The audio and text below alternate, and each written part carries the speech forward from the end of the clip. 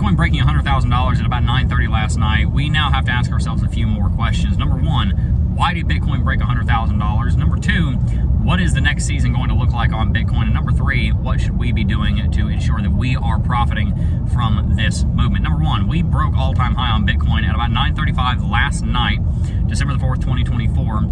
And when we did that, history was made. It was the first time that Bitcoin ever traded for six figures, and it is absolutely a major milestone that shows us that mass adoption truly is here. We've already known that for a lot of reasons. We've got the Bitcoin ETF, we've got the Ethereum ETF, we've also got a pro-cryptocurrency president, Senate, and House of Representatives in the United States now. We've got the SEC's dropped the XRP case, and we've got all kinds of ETFs that are coming online over the next couple of years, most likely. Of course, that's still speculative.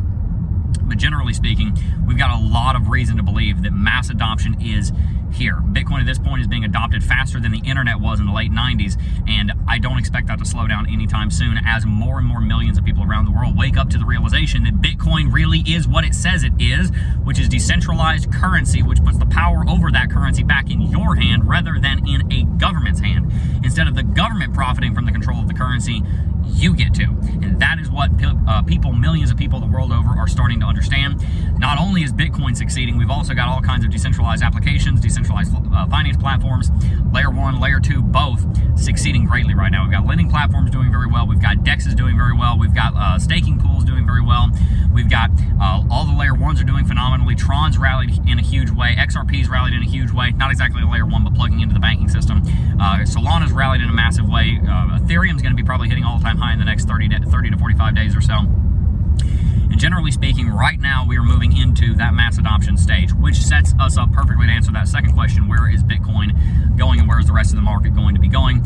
And the thing I really want us to remember is that when mass adoption takes place, it normally takes place very quickly. It didn't take very long for pretty much the entirety of the United States to switch from horse-drawn carriages to automobiles after the Model T came out, after Henry Ford popularized automobiles. Now they're everywhere. In 10 years, everybody was riding a horse or riding a horse-drawn carriage. 10, 15 years later, everyone was driving a car. Same thing with the electric light bulb. At one point, everyone was using candles. Edison popularized the incandescent light bulb. 10, 15 years later, there were street lights all in every single major town in the United States, along with electricity in every single major town in the United States. And within less than 20 years, within less than one generation, you see the entire financial institution switch from being all about fiat currencies to moving in this direction of Bitcoin has now taken over what gold used to be. It used to be this competitor. Gold used to be the thing that people went to, they flocked to hedge themselves against the inflation of a centralized currency. Now they're flocking to Bitcoin. We've got Jerome Powell, chairman of the Federal Reserve, coming out and saying that the United States Bitcoin is not directly competing with the dollar, it's directly competing with gold. You've got Michael Saylor coming out saying Bitcoin's going to go to $13 million. We've got Vladimir Putin, one of the most powerful men on planet Earth, coming out and saying, who competed against Bitcoin? No one. Nobody. These are big statements about the success, the current and future success of Bitcoin coming out from world leaders around the globe. And so where Bitcoin goes next is honestly kind of obvious. If you study the adoption of new technology throughout history, over the course of 10 to 20 years, it goes from nobody's ever heard of it and everybody's skeptical of it to everybody uses it and no one doubts its use case. Happened with television, happened with the radio, happened with microwaves, happened with refrigerators, happened with washing machines, happened with dishwashers, happened with cars, happened with electricity, happened with light bulbs, happened with the internet, happened with computers, happened with smartphones. 20 years ago, the thing that I'm recording this on a smartphone would have been considered witchcraft and you would have been burned at the stake for having one of them, right? The world changes very quickly on the grand scale of things, but in reality, it normally takes about 20 years. Bitcoin is still not even 20 years old. It was founded and first was mined on January 3rd, 2009. That was only about 15 years ago. We are in the middle of mass adoption. It really started to kick off in 2020 and 2021 when the world realized, wow, our centralized currencies are broken. They're busted and we can't trust them because an enormous amount of inflation happened because of a man-made pandemic called the COVID-19 pandemic. And so people started realizing, wait a minute, we need to have our money in something else other than just the dollar. Bitcoin was never going to replace the dollar. It is always going to be the place that people go to get away from the inflation of the dollar. People will have their long-term savings in Bitcoin, and they will have their short-term liquid cash that they do day-to-day transactions on, where inflation isn't hitting it much because you're only holding it for 2 to 3 months before it gets spent. They're going to use that in the dollar. That is the financial future that we're going to. Savings are going to be in Bitcoin. Short-term cash that needs to be instantly accessible will be in the United States dollar. And so when we see that occur, that gives a multi-tens of trillions of dollar market capitalization to Bitcoin. Last night, Bitcoin made history by, for the first time, breaking $2 trillion in market cap. That's not the end of it. Gold has a $20 trillion market cap, and Bitcoin does gold's job better than gold does.